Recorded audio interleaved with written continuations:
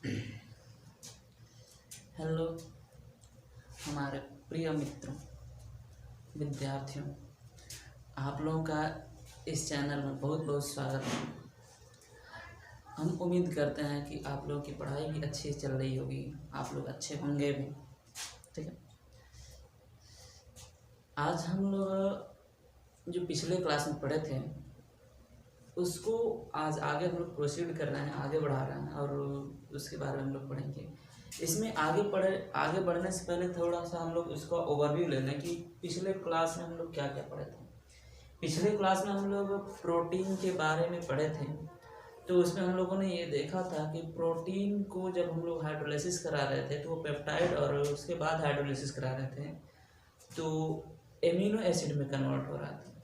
ठीक है, तो हम लोग आज चेक करेंगे कि एमिनो एसिड जो है वो कितने प्रकार का होता है और स्ट्रक्चर क्या क्या होता है।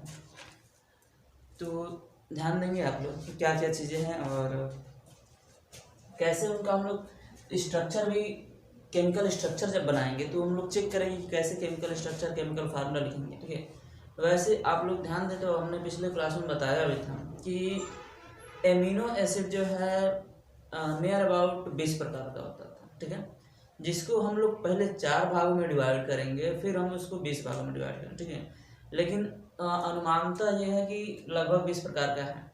अब 20 प्रकारों में हमने ये भी बता दिया था कि उसमें लगभग कुछ एसेंशियल हैं और कुछ नॉन एसेंशियल हैं। ठीक है, अब एसेंशियल क्यों है और नॉन एसेंशियल क्यों है, तो ये चीज़ें हम लोग सारी चीज़ें देखेंगे। ठीक है, तो ध्यान देंगे इसके बारे में। ठीक है, कि क्या है चीज़ें। ठीक है,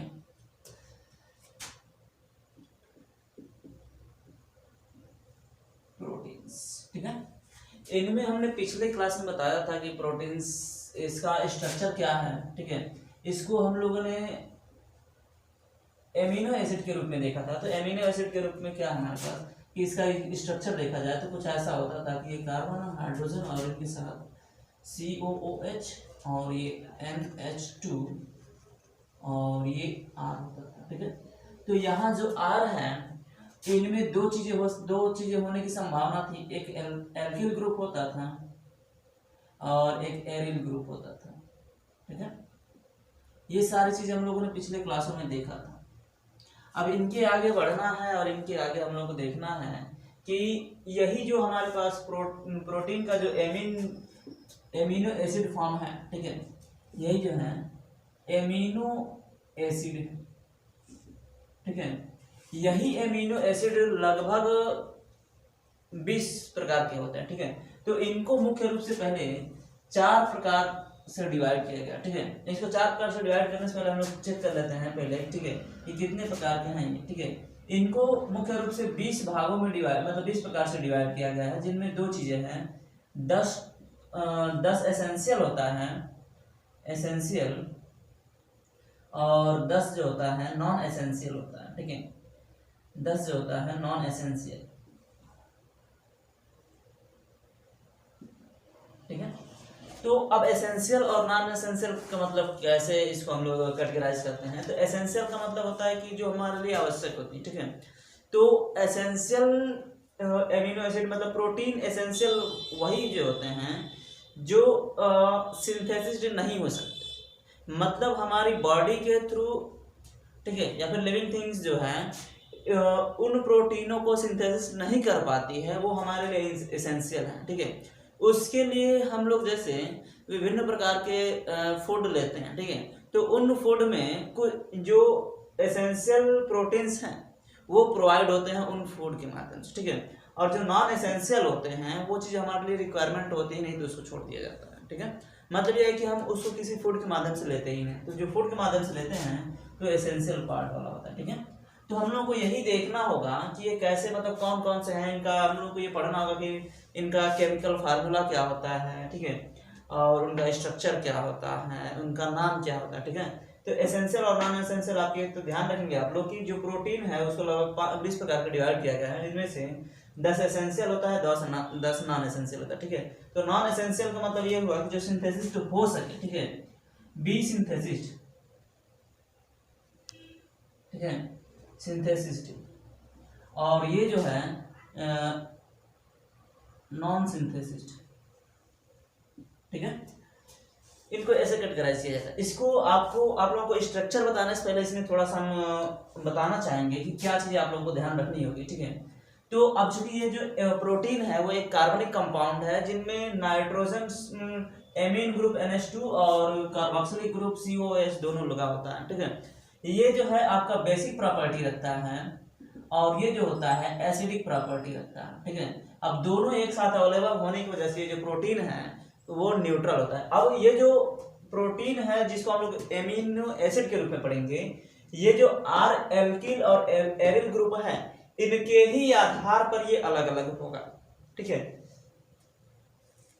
जैसे जैसे ये R बदलेगा वैसे वैसे इनका नाम भी बदलेगा, इनका काम भी बदलेगा, इनका स्ट्रक्चर भी बदलेगा, मतलब सारा चीज जो भी बदलने वाला है वो इनके आधार पर बदलेगा, ठीक है। और इन्हीं के आधार पर कैटेगराइज किया जाता है। तो इनके आधार पर कैटेगराइज जो किया जाता है वो होता है 4 प्रकार से, जो हम लोगों ने पिछले क्लास में देखे थे, ठीक है। उसको आज से हम लोग देखेंगे, कंटिन्यू करेंगे और उनके जो चारों में हम लोगों ने देखा था कि वो कौन कौन सा है वो सारी चीजें देखेंगे, ठीक है। तो इसमें जो हम बताने वाले थे आपको कि जो इंपॉर्टेंट चीजें है वो थोड़ा सा बता दें कि क्या ध्यान रखना है केमिकल स्ट्रक्चर पढ़ते समय, ठीक है। आपको ये पता होना चाहिए कि कार्बन होता है, इसका एटॉमिक नंबर 6 होता है और इसका इलेक्ट्रॉनिक कॉन्फ़िगरेशन करेंगे तो 2 और 4 होता है, ठीक है। तो इनको ऑक्टेट रूल को ऑक्यूपाई करने के लिए इनके पास रिक्वायरमेंट हो जाती है 4 इलेक्ट्रॉन की, ठीक है। तो मतलब ये अपने आप को स्टेबल बनाने के लिए या तो ये 4 इलेक्ट्रॉन रिलीज कर देता है या फिर 4 इलेक्ट्रॉन एक्सेप्ट करता है, ठीक है। इस हालात में हम लोग देखेंगे कि अब चूंकि आपको ये पता होगा कि किसी भी कोई भी एलिमेंट है जो नेचर में अपने आप को स्टेबल बनाना चाहता है और स्टेबल बनाने के लिए ऑक्टेट रूल को फॉलो किया जाता है, ठीक है। तो ये जो कार्बन है, ये कार्बन की वैलेंसी जो है 4 होती है, जो ऑक्टेट रूल को ऑक्यूपाई करने के लिए 4 इलेक्ट्रॉन की रिक्वायरमेंट रखता है, ठीक है। अर्थात ये हुआ कि हम इसको सिंपल शब्द में कह लें कि कार्बन जो है अपने आप को स्टेबल बनाने के लिए हमेशा 4 बॉन्ड बनाएगा, ठीक है। अब सिंगल बॉन्ड, डबल बॉन्ड कुछ भी हो सकता है, लेकिन ये हमेशा जो बॉन्ड बनाएगा वो 4 ही बनाएगा, ठीक है। तो मतलब ये है कि जब हम लोग इसको एमिनो एसिड के बारे में पढ़ेंगे, ठीक है, इनके डिफरेंट पार्ट पढ़ेंगे, तो इसमें आप लोग को ध्यान रखना होगा कि जब केमिकल स्ट्रक्चर पढ़ा जाएगा तो उनमें जितने भी कार्बन की वैलेंसी है इसको फुलफिल रखने के लिए मतलब 4 बॉन्ड बनाना अनिवार्य होगा, ठीक है।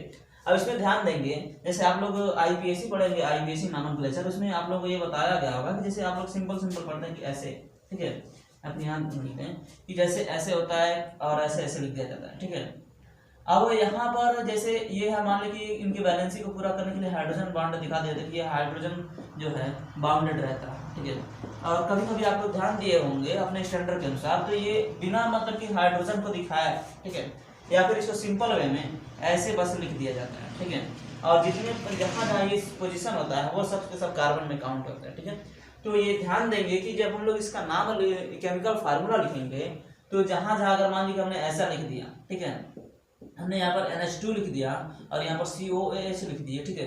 तो मान लीजिए इसकी वैलेंसी आप लोग काउंट करोगे कि इसकी वैलेंसी कितनी हो रही है, 1 2 3। अब एक बॉन्ड बनाने के लिए छूट रहा है, इसका मतलब ये हुआ कि कम से कम एक बॉन्ड तो ये बनाएगा, कोई भी बॉन्ड हो। तो ध्यान रहे कि अगर मान लीजिए हम इसको छोड़ रहे हैं, इसका मतलब ये हुआ कि यहाँ पर हाइड्रोजन कहीं ना कहीं अवेलेबल होगा, जिसको अपने स्टैंडर्ड में इसको डिनोट नहीं किया जाता है, वैसे ही वैसे वो चला जाता है, ठीक है। अगर आप लोग चाहोगे तो अपनी सुविधा के अनुसार उसको आप लोग डिनोट कर सकते हो, ठीक है।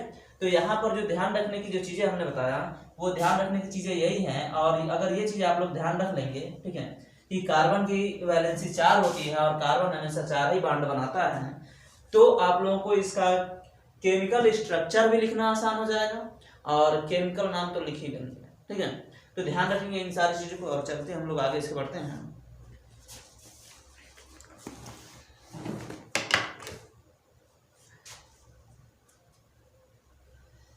तो पिछले क्लास में हम लोग पढ़े थे कि एमिनो एसिड को हम जो अल्फा एमिनो एसिड है उसको 4 पार्ट में डिवाइड किया गया, ठीक है।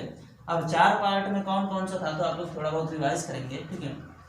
अगर बताना चाहेंगे तो बता सकते हैं, कमेंट कर सकते हैं, ठीक है। चलिए ध्यान देंगे हम लोग एमिनो एसिड के बारे में देखेंगे कि एमिनो एसिड जो है आपके पास, ठीक है, एमिनो एसिड को हम लोग 4 पार्ट में डिवाइड किए थे, ठीक है। 4 पार्ट में क्या था, 4 पार्ट में जो पहला था कि एमिनो एसिड ये जो था नॉन पोलर था, ठीक है, नॉन पोलर, ठीक है, amino acid non polar side chain था, ठीक है। और दूसरा जो था एमिनो एसिड इसके साथ पोलर साइड चेन, पोलर तो था लेकिन इसमें क्या था, ये न्यूट्रल था, ठीक है, न्यूट्रल था, ठीक है, साइड चेन था। और तीसरा जो था एमिनो एसिड था, एमिनो एसिड ये एसिडिक साइड चेन रखता था, एसिडिक साइड चेन। और अगला था एमिनो एसिड जो बेसिक साइड चेन रखता था,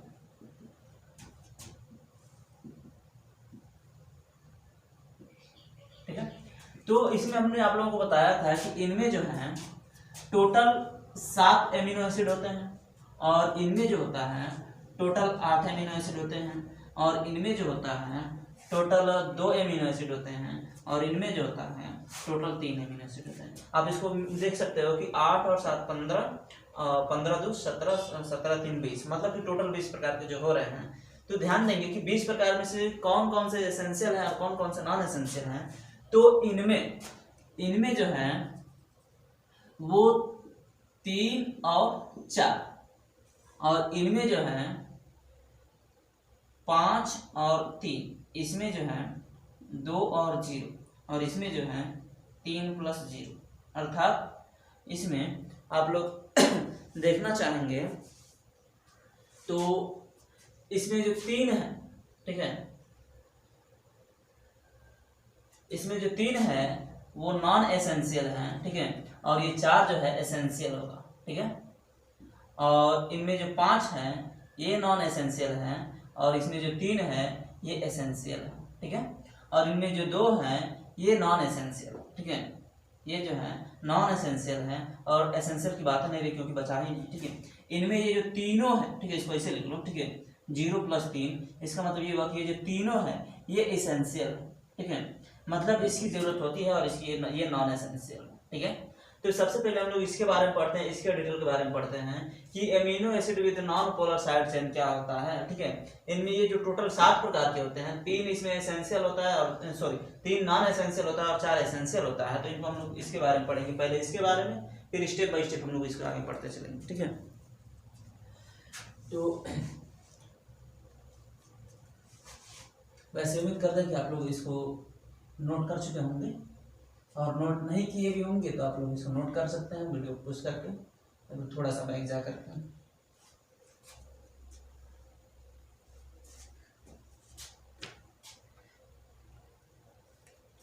चलिए, तो ध्यान देंगे ये जो हमारे होते हैं ये टोटल 7 प्रकार के होते हैं, ठीक है। ये जो हैं टोटल 7 प्रकार के हैं, 1 2 3 4 5 6 और ये या फिर थोड़ा सा और ऊपर किया जाए,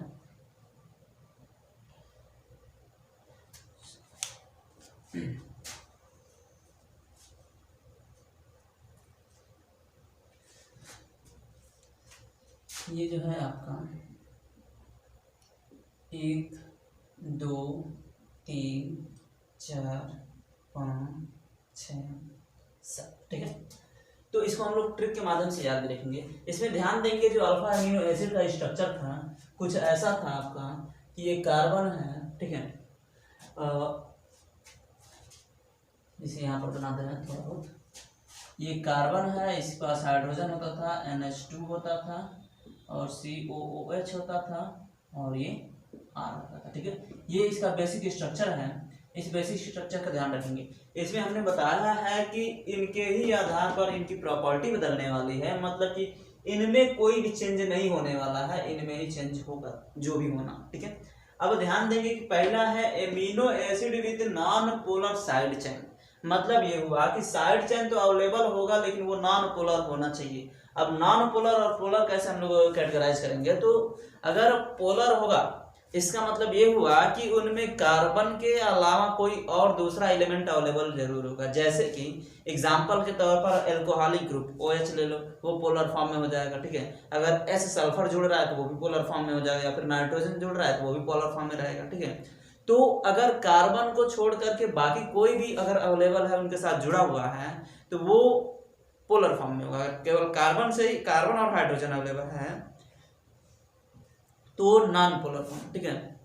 तो ध्यान रखेंगे, ठीक है। तो इनको हम लोग थोड़ा बहुत 60 ट्रिक में याद रखना चाहें तो, अब चूंकि 7 है 20 है तो 20 को याद रखना थोड़ा सा इम्पॉसिबल होगा, मतलब कि मुश्किल होगा, इम्पॉसिबल तो नहीं कह सकते हैं। लेकिन अगर आप लोग ट्रिक के माध्यम से याद रखना चाहें तो याद रख सकते हैं। ये ट्रिक अपनी मर्जी से बना सकते हैं, कुछ भी हो सकता है, ठीक है। जैसे हमने बनाया है थोड़ा बहुत, ठीक है।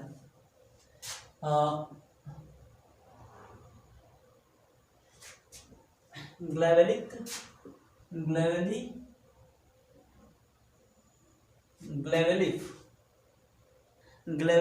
प्रोलीन, ठीक है। ग्लेवेलिक प्रोलीन, ये हमने ट्रिक बनाया हुआ है, ठीक है। अब ये ट्रिक कैसे काम करेगा, ठीक है, तो ध्यान देंगे ट्रिक कैसे काम करेगा। तब तक के लिए इन सबको मिटा दें। और ये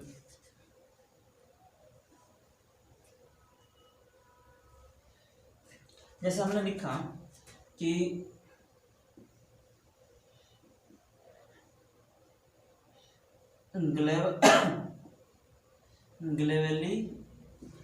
ग्लेवेलिक प्रोलीन, ठीक है। तो एक ये होगा, एक ये होगा, एक ये होगा, और एक कितना होगा, 1 2 3 4 5, सॉरी 1 2 3 4 5, सॉरी यहाँ पर 2 है, ठीक है। ये आई, ठीक है। 1 2 3 4 5 6 और ये 7, टोटल 7 हो जाएंगे, ठीक है। तो Gl का मतलब ग्लाइसिन हो जाएगा, ठीक है, ठीक है। ग्लाइसिन, A का मतलब हो जाएगा एलानिन, ठीक है। और V का मतलब हो जाएगा वैलिन, ठीक है।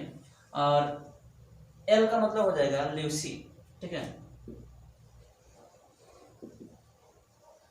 ल्यूसीन। और I का मतलब हो जाएगा आइसोल्यूसीन,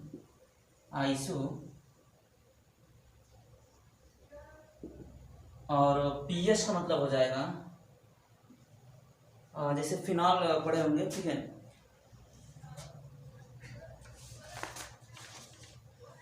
फेनिल एनालिन, ठीक है। पीएच का मतलब हो जाएगा फेनिल एनालिन, ठीक है।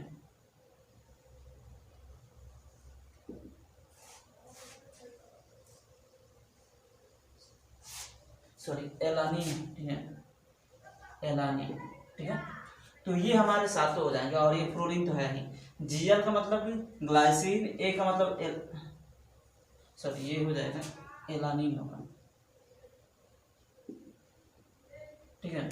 Glycine, alanine, valine, leucine, isoleucine, phenylalanine और ये सॉरी प्रोलीन, ठीक है। ये हमारे सातों हो जाएंगे। इसको आप लोग को एक बार बस याद रखना है, ग्लेवेलिक प्रोलीन, इतना याद रखेंगे तो आपका amino acid with non polar side chain याद हो जाएगा। जैसे कि क्या याद रखेंगे, ग्लेवेलिक प्रोलीन, ग्लेवेलिक मतलब Gl का मतलब ग्लाइसिन, A का मतलब एलानिन, और B का मतलब वैलिन, और L का मतलब ल्यूसीन, I का मतलब आइसोल्यूसीन, और PH का मतलब फेनिल एलानिन, ठीक है।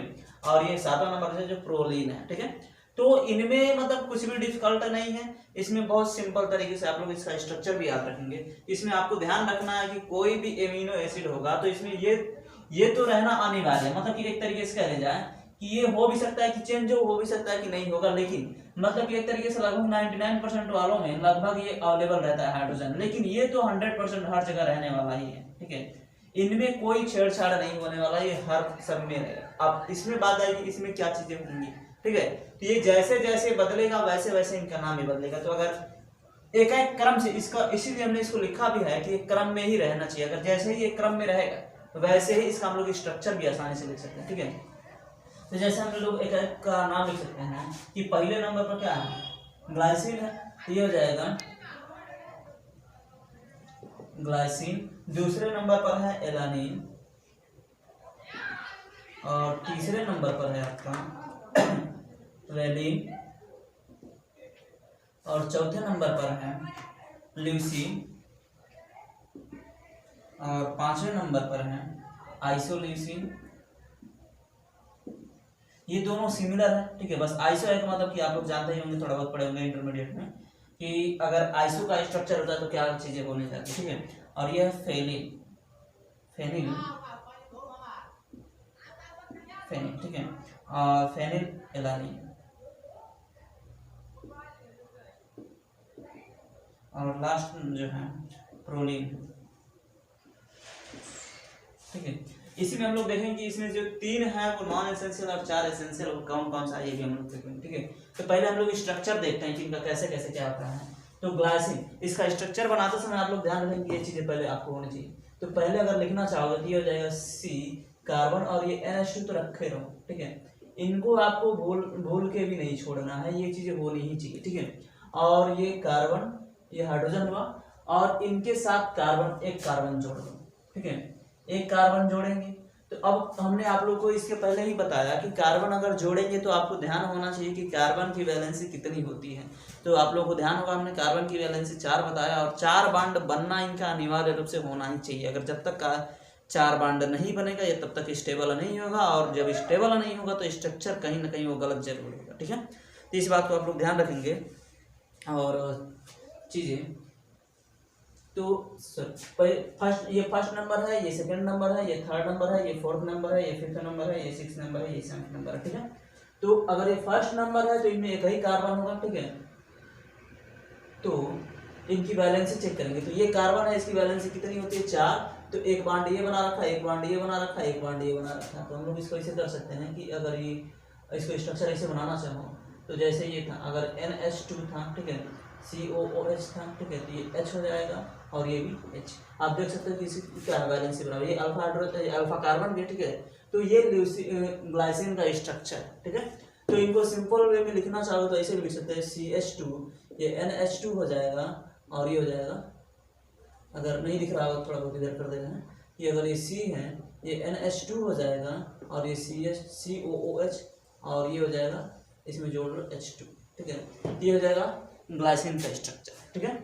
और जब एलानिन की बात आएगी तो इसमें एक कार्बन बढ़ा देंगे, ठीक है। वेलिन आएगा तो इसमें 2 कार्बन बढ़ा लेंगे, मतलब कि ऐसे एक कार्बन बढ़ाते चले जाएंगे, अपने आप स्ट्रक्चर कंप्लीट होता चला जाएगा, ठीक है। और जैसे अगर इनका लिखना चाहेंगे, ठीक है, तो इसका लिखना चाहेंगे तो इसका क्या हो जाएगा, एक कार्बन है, ये है, ठीक है, एक कार्बन बढ़ा लो बस, ठीक है। बाकी ये जो चीजें हैं वही रहने वाली, जैसे मान लो कि ये COOH है, और ये NH2 है, और ये H है। अब इसकी वैलेंसी पूरा 1 2 3 4 हो गई। अब इनकी वैलेंसी पूरा करने के लिए क्या कर लो, आप हाइड्रोजन जोड़ दो, ठीक है। तो ये जो स्ट्रक्चर हो जाएगा एलानिन का हो जाएगा, ठीक है। मतलब क्या है कि आप केवल बेसिक स्ट्रक्चर याद रख लो कि RCHNH2COOH, ठीक है। इसमें आप कार्बन को जैसे जैसे इंक्रीज करोगे वैसे वैसे क्या हो जाएगा, इनका नाम भी बदल जाएगा, अलग अलग प्रॉपर्टी भी हो जाएगी, इनका स्ट्रक्चर भी हो जाएगा, केमिकल फार्मूला भी हो जाएगा, सब कुछ पता चला जाएगा, ठीक है। जैसे इसमें देखना चाहो ग्लाइसिन में जो है एक ही कार्बन है, ठीक है। एलानिन में आया है तो 2 कार्बन हो गया, ठीक है। फिर अगले वाले में आएंगे तो एक और कार्बन बढ़ा लेंगे, फिर अगले में आएंगे फिर कार्बन बढ़ाएंगे, ठीक है। इसमें बढ़ा लेंगे। आइसोलिन और ल्यूसीन में दोनों में लगभग सिमिलरिटी होती है, देखेंगे हम लोग क्या सिमिलरिटी होती है, ठीक है। तो अब इसके बाद हम लोग इसके एलानिन में आ जाएंगे, एलानिन, ठीक है। तो ये हो जाएगा, पहले तो आप इसका बेसिक स्ट्रक्चर बना ही लो, और ये हो जाएगा NH2, और ये H, ठीक है। अब इनको जो बदलने वाला है, ठीक है, तो कितना हो जाएगा, एक कार्बन, मतलब कि 2 तो हो ही गया, 1 2, ठीक है। तो अब इसकी बैलेंस पूरा करो, 1 2 3 4, ठीक है। और इनकी बैलेंस पूरी करनी है हमको, तो 1 2 3 1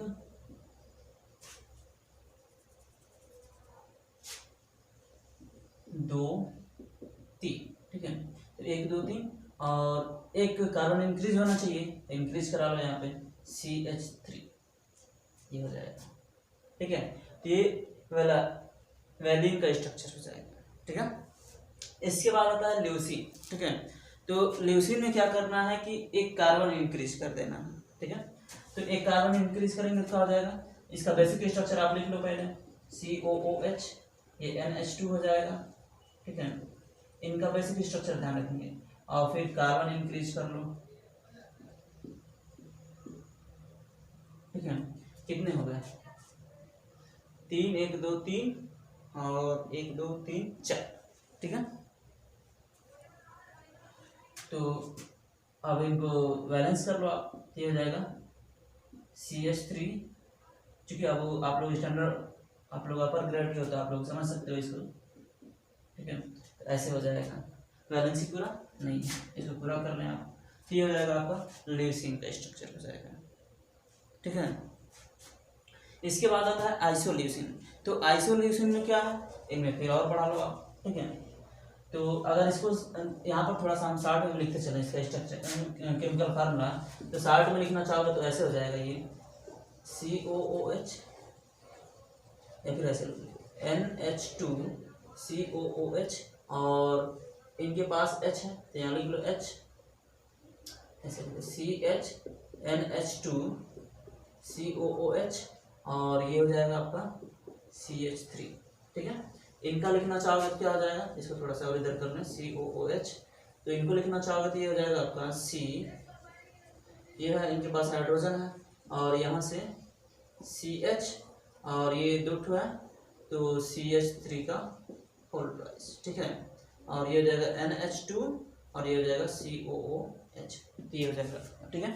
अगर इनका लिखना चाहोगे तो इनका भी यही लिख के दिखा रहे हैं आपको, तो इनका लिखोगे तो क्या हो जाएगा आपका, इनके साथ ये है, ये हो जाएगा CH और ये हो जाएगा CH2 और यहाँ पर क्या है CH और ये हो जाएगा CH3 का होल ट्वाइस, ठीक है। और ये जो है NH2 और ये जो है COOH, ठीक है। अगर कहीं भी डाउट क्रिएट होगी तो आप लोग कमेंट में कमेंट करके बता सकते हैं कि क्या दिक्कतें हैं, ठीक है। हमको नहीं लगता कि अब कोई दिक्कतें आनी चाहिए, अगर दिक्कत कहीं आ भी रही है तो आप लोग कमेंट करके बताओगे कि हाँ क्या दिक्कतें आ रही हैं, ठीक है।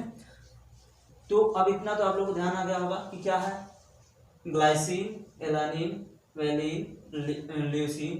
तो ल्यूसीन का स्ट्रक्चर आप लोग देख लीजिए, ठीक है। ये इसका है और ये इसका, ठीक है, ये इसी का फॉर्म है। अब हम लोग आइसोल्यूसिन का स्ट्रक्चर देखना चाहेंगे कि आइसोल्यूसिन का स्ट्रक्चर क्या है, ठीक है। तो अब जरूरत होगी तो आप लोग नोट कर लेंगे इन सारी चीज़ों को, ठीक है। थोड़ा बहुत मिटाना चाहेंगे,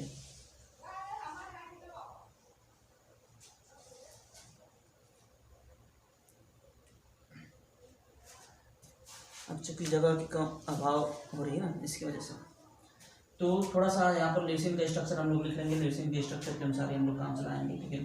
तो ऐसा था कि ये था NH2 COOH और इनके बाद था CH, यहाँ पर था CH और ये CH3 का होल ट्वाइस, तो इनकी वैलेंसी पूरा कर लो, ठीक है। तो कुछ ऐसा स्ट्रक्चर था, ठीक है। अब यहाँ से क्या है कि अब हमको आइसोल्यूसिन का लिखना है, तो आइसोल्यूसिन में क्या करेंगे आप कि इनके आइसो का मतलब ये होता है कि जैसे अल्फा कार्बन है ना, अल्फा कार्बन के पास वाले कार्बन पर, ठीक है, हम लोग क्या कर देते हैं, जब कोई ब्रांच क्रिएट कर देते हैं तो वो आइसो नाम में दिया जाता है। चाहे कहीं भी केमिस्ट्री में आप लोग देखेंगे, ठीक है, कि आइसो नाम का मतलब यही होता है कि चीज़ें वही रहने वाली, जैसे ये है वही ये है। अंतर क्या होता है कि इनका बॉन्डिंग की कंडीशन होती है। जैसे मान लीजिए यहाँ पर ये CH3 है, ये CH3 अब जैसे मान लीजिए इस कार्बन पर लगा हुआ है, या अगर यही जो है उठ के यहाँ पर चला जाएगा तो अब इसी को हम आइसो नाम दे लेंगे। तो चूंकि ये ल्यूसीन है तो इसका आप जो वो बनाएंगे वो आइसोल्यूसिन का हो जाएगा, ठीक है। तो इनका स्ट्रक्चर क्या हो जाएगा, जैसे मान लीजिए जो बेसिक रूप है तो रहना ही रहना है, ठीक है। NH2 और ये COOH और यहाँ से जो है अब ये उठ के यहाँ चला जाएगा तो ये क्या हो जाएगा C और ये H, तो ये कितना हो जाएगा 1 2 3, मतलब 2 और ये हो जाएगा CH3 और ये हो जाएगा CH2 CH3, ठीक है। मतलब यही वाला जो है निकल करके अब इसके साथ जुड़ जाएगा तो वो क्या हो जाएगा आइसोल्यूसिन का हो जाएगा, ठीक है। तो इनमें आप लोग ध्यान दें कंफ्यूज नहीं होंगे, क्योंकि जो ल्यूसीन का स्ट्रक्चर होगा वही आइसोल्यूसिन का भी स्ट्रक्चर हो जाएगा सेम। हमने बताया कि आइसोल्यूसिन, आइसो जब भी शब्द जुड़ता है तो होता क्या है कि जब भी हम इस किसी भी मतलब कि उसका ब्रांच क्रिएट कर देते हैं तो उसे आइसोल्यूसिन नाम दिया जाता है, आइसो नाम ही दिया जाता है। ल्यूसिन तो वही, चूंकि हम ल्यूसिन के बारे में पढ़ रहे हैं इसलिए ल्यूसिन नाम दिए हैं, ठीक है। अगर कोई दूसरा भी होता, जैसे आईपीएससी आप लोग पढ़े होंगे, तो आइसोप्रोपेन, आइसोमेथेन ऐसा नाम पढ़े होंगे, ठीक है। तो ऐसा तब होता है कि चूंकि हम मेन चैन से अगर किसी कार्बन को तोड़ करके उठाकर किसी ब्रांच में उठा लेते हैं या फिर कहीं से भी उठा करके ब्रांच को जनरेट करना शुरू कर देते हैं, तो वो सेम चीज़ें होने लगती है, तब उसको हम आइसो नाम देते हैं, ठीक है। तो इसी की वजह से ये जो ल्यूसिन है उसी में हम लोग क्या करते हैं कि ये जो मेन चैन में था, इसकी मतलब यहाँ था, हमने इनके पास वाले कार्बन अल्फा कार्बन वाले के पास जोड़ दिया, तो ये हमारे पास क्या हो जाएगा, आइसोल्यूसिन हो जाएगा, ठीक है। इसके बाद आता है फेनिल एलानिन, ठीक है, जो फेनिल एलानिन है, ठीक है। तो अब इसमें भी कंफ्यूजन होने की जरूरत नहीं है। फेनिल एलानिन का मतलब क्या हुआ कि पहली चीज के एलानिन बोला है तो एलानिन की स्ट्रक्चर लिख लेंगे, और फिर फेनिल बोला है तो फेनिल वाला फॉर्म लिख लेंगे, अपने आप हो जाएगा। जैसे कि अगर लिखना चाहो आप तो ये क्या हो जाएगा आपका, फेनिल का मतलब होता है C6H5 और ये लिख लो आप, ठीक है। ये हो जाएगा CH2CH, भी आप कार्बन की वैलेंसी भी तो आपको बैलेंस करके चलना है, ये हो जाएगा आपका स्ट्रक्चर, ठीक है। तो ये जाएगा फेनिल एलानिन का स्ट्रक्चर हो जाएगा। क्योंकि आप देख सकते हो कि आपको यही बस ध्यान रखना है कि इन वाले में क्या होना है, इनमें हो, चूंकि ये नॉन पोलर फॉर्म में है इसलिए केवल कार्बन और हाइड्रोजन ही रहेंगे, ठीक है। तो चूंकि ये R जो है एल्किल ग्रुप है, तो एल्किल ग्रुप में कार्बन का जैसे जैसे लगातार बढ़ता चला जाएगा वैसे वैसे इनका नाम बदलेगा। जैसे एक मतलब कि मेन सिंगल था तो हमने ग्लाइसिन लिखा, डबल हुआ तो एलानिन हुआ, ठीक है। 4 इसमें से 3 हुआ तो फिर वैलिन हुआ, ठीक है। फिर 4 हुआ तो ल्यूसिन हो जाएगा, फिर उसी का बदला रूप हो जाता है आइसोल्यूसिन हो जाता है। फिर फेनिल एलानिन क्या है कि फेनिल वाला फॉर्म जोड़ देंगे और एलानिन में जोड़ देंगे तो ये फेनिल एलानिन हो जाएगा, ठीक है। इसके बाद आता है प्रोलिन। प्रोलिन में क्या हो जाता है कि फॉर्म को तो क्या 4 कार्बन होने चाहिए, साइक्लिक फॉर्म में होने चाहिए, ठीक है। या फिर इसको ऐसे बना दें, ये हमारे पास प्रोलिन, ठीक है, 4 कार्बन और ये बीच में नाइट्रोजन के द्वारा जुड़ जाएगा, और ये COOH और ये हो जाएगा H, इनकी बैलेंसी आप पूरा कर लो और ये हो जाएगा आपका, ठीक है। तो इनकी 1 2 3 और इसमें हाइड्रोजन जोड़ दो, ठीक है। ये प्रोलिन का स्ट्रक्चर हो जाएगा, ठीक है। अब इसमें ध्यान देंगे कि ये तो हो गया आपका मतलब प्रोलिन का स्ट्रक्चर, फेनिल एलानिन का स्ट्रक्चर, सब चीज़ें भी, ठीक है। अब इनमें क्या क्या मतलब इसेंशियल कौन कौन सा है, तो एसेंशियल हमारे पास ये होता है valine, leucine, isoleucine, phenylalanine, ठीक है। ये जो हमारे पास चारों हैं, ठीक है, ये हमारे पास एसेंशियल हैं, और ये जो तीनों हैं आपके नॉन एसेंशियल हैं, ठीक है। अब नॉन एसेंशियल का मतलब क्या होता है कि जो सिंथेसिस हो जाता है, अर्थात हमारी बॉडी जो है, ठीक है, पहले से अगर सिंथेसिस कर लेती है किसी अन्य मटेरियल के माध्यम से, ठीक है, या फिर अपने किसी भी सिस्टम के माध्यम से अगर उसको सिंथेसिस कर लेती है, ठीक है, तो वो हमारे पास नॉन एसेंशियल मतलब वो रिक्वायरमेंट होती ही नहीं है। लेकिन जो रिक्वायरमेंट होती है उसको हम एसेंशियल कहेंगे, अर्थात ये हुआ कि उसको हम किसी भी कहीं ना कहीं से हम फूड के माध्यम से एब्जॉर्व करेंगे। तो जो हमारे पास फूड से रिक्वायरमेंट होती है कि हम फूड को लेकर के, ठीक है, उसकी पूर्ति करते हैं, तो हमारे उसके लिए हम एसेंशियल कहते हैं, जो कि जो हमारी बॉडी होती है उसको सिंथेसिस नहीं कर पाती पहले से, ठीक है। तो वो हमारे पास ये चारों हैं, इनमें जो है amino acid non polar side chain वाला जो है यही चारों हैं, valine, leucine, isoleucine, phenylalanine, ठीक है। तो आप लोग ध्यान रखेंगे, उम्मीद है कि आप लोगों को समझ में आ गई होगी, ठीक है। इसका अगला जो है हम लोग इसको अगले क्लास में देखेंगे, और ये जो 3 और बचे हुए हैं अगले क्लास में देखेंगे, ठीक है। उम्मीद करते हैं कि आप लोगों को भरपूर समझ में आ गई होगी। अगर कहीं दिक्कत होगी तो आप लोग कमेंट करके ज़रूर बताएंगे कि क्या दिक्कत है, ठीक है। और ग्रेजुएशन में अगर और किसी भी सब्जेक्ट या फिर इनमें और क्या क्या चीज़ें की आवश्यकता होगी, आप लोग कमेंट करके बताओगे, उन सारी चीज़ों को आप लोग को पढ़ाया जाएगा। लेकिन इसके लिए आप लोग को एक काम करना पड़ेगा कि भाई चैनल को लाइक, शेयर, सब्सक्राइब करें, ताकि थोड़ा सा मोटिवेशन मिलेगा तो हम लोग इसके लिए आगे और मेहनत करेंगे। धन्यवाद। बाकी अगले क्लास में देखा जाएगा।